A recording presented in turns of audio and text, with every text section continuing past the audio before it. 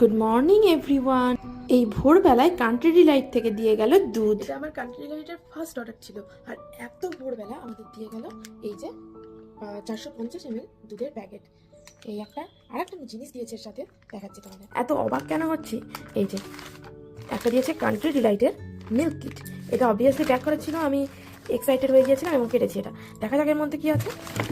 এই যে অনেকগুলো কাগজ বেরোলো, তার মধ্যে একটা দেখো রয়েছে মিল্ক টেস্টিং কিট।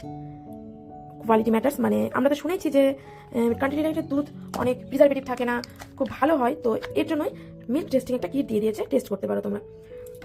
এর সাথে একটা নোট মতো দিয়েছে, এখানে অনেক ইনফরমেশন দেওয়া আছে, পেজটা বেশ সুন্দর। এখন অনেকটা বেলা হয়ে গিয়েছে, সকালের কাজকর্ম প্রায় শেষ আমার।